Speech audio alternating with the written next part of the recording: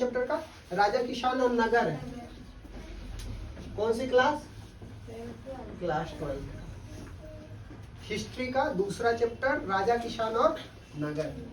अच्छा, इसमें बताया गया है कि जब हड़प्पा का टाइम खत्म हुआ उसके 1500 बाद एक नया क्या हुआ, लोग क्या हो गए, इधर उधर डाइवर्स होना स्टार्ट। जैसे हड़प्पा जैसे खत्म हुआ तो हड़प्पा खत्म होने के बाद लोग क्या हो गए, इधर उधर डाइवर्स होना स्टार्ट हुआ। तो उसमें पता चलता है कि प्रियदर्शी और प्रिंसेप का यूज किया गया है इस चैप्टर में राजा किसान में। प्रियदर्शी मतलब क्या होता है? प्रियदर्शी मतलब सुंदर मुखड़े वाला होता है। क्या होता है? सुंदर मुखड़े वाला। किसके लिए प्रयोग किया जाता था प्रियदर्शी? किसके लिए? अशोक के लिए। हाँ, प्रियदर्शी किसके लिए? अशोक के लिए किया जाता है। किसके लिए? अशोक के लिए। जेम्स प्रिंसेप कौन था? जेम्स प्रिंसेप था, ये अंग्रेजी अधिकारी था। हाँ जी, इंग्लिश का क्या था? ऑफिसर था, जिसने क्या किया था? ब्राह्मी और खारोष्टी और ब्राह्मणी का अर्थ ब्राह्मी निकाला और खारोष्टी का क्या अर्थ निकाला था? खारोष्टी और ब्राह्मी दो भाषाएं थी। जब उस समय क्या चल रही थी? दो भाषाएं,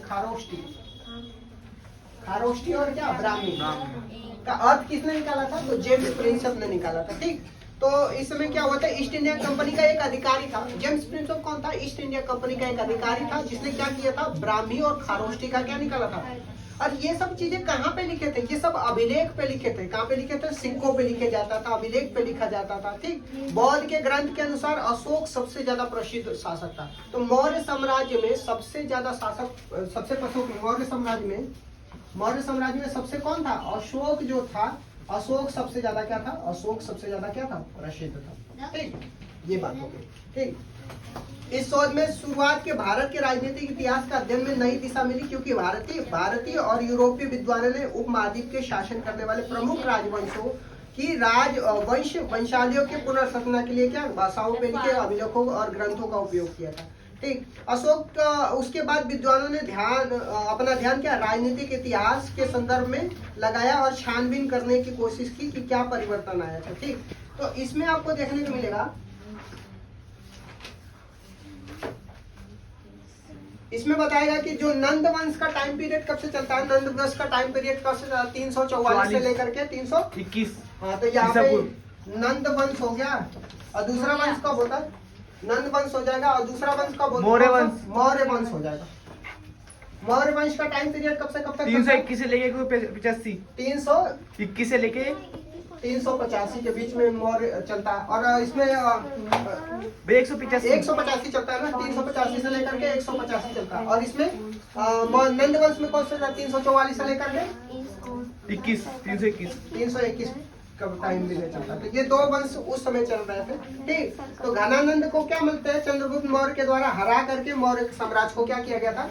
ये जो मौर्य साम्राज्य को किसने गठन किया? जो मौर्य साम्राज्य को घनानंद ने क्या करी थी?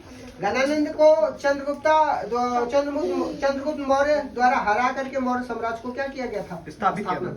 मौर्य साम्राज्य जो अशोका के परदादा थे, उन्होंने मौर्य साम्राज्य को स्थापित किया था।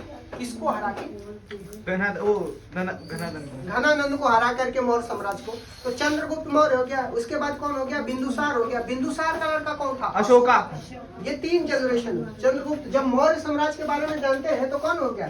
चंद्रगुप्त हो गया, मौर्य हो गया, फिर कौन हो गया? बिंदुसार हो गया, फिर अशोका हो गया। ये ऐसे जनरेशन चलता है। ठीक, तो अशोका किसको फॉलो करने वाला था? बुद्धिज्म को फॉलो करने वाला था। ठीक, प्रियदर्शी मतलब क्या होता है? प्रियदर्शी एक शब्द है। प्रियदर्शी मतलब सुंदर मनोहर वाले। किसके लिए प्रयोग किया जाता है? राजा के लिए, अशोका के लिए।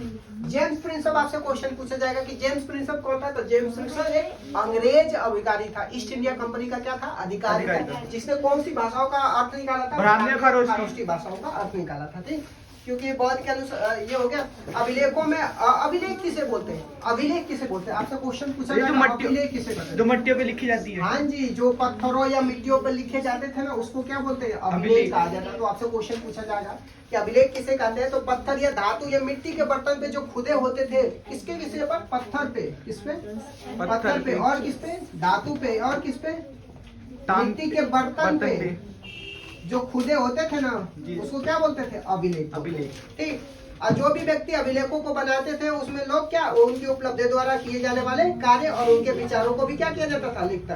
अधिकतर अभिलेख राजाओं और के क्रियाकलाप, विजय अभियान या धार्मिक संस्थाओं। अच्छा, जो ज्यादातर अभिलेख आम आदमी तो लिखवा नहीं पाएगा क्योंकि इतनी सो कॉस्टली ना, तो इस वजह से राजा अधिकतर अभिलेख को क्या करते थे, लिखवाते थे, जिनमें उनके द्वारा कोई विजय काम किए, कोई विजय प्राप्त किए, कहीं लड़ाई जंग जीता हो, या फिर क्या करते थे कहीं अगर उन्होंने धार्मिक संस्था खोला तो वो सब चीजें कहाँ पे लिखाए जाते थे, अभिलेख पे। अभिलेख क्या होता है, अभिलेख ये होता है जो पत्थर पे, धातु पे या मिट्टी पे जो चीजें लिखी जाती है, किसके द्वारा लिखा जाता था, राजा के द्वारा लिखा जाता था। ठीक, कुछ अभिलेखों में निर्माण की भी तारीख लिखे होते थे, कुछ अभिलेखों में क्या दिया था, निर्माण के तारीख होते थे। प्राकृतिक भाषा जो होती थी आम जनता की भाषा होती थी। यहाँ पे एक और भी लिख देंगे, कौन सी भाषा, प्रगति होता है।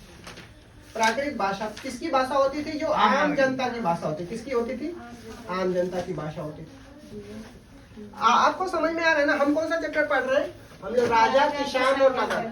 हड़प्पा के बाद क्या होते, बहुत सारे नगर निकल के आते हैं, उसमें से क्या अंग्रेजों द्वारा जो जो जो जो, जो भाषाओं का, जो दो भाषाओं का अर्थ निकाले थे, कौन सी दो भाषा, ब्राह्मणी और खारोष्टी। कौन सी, ब्राह्मणी और खारोष्टी। रुक जाइए।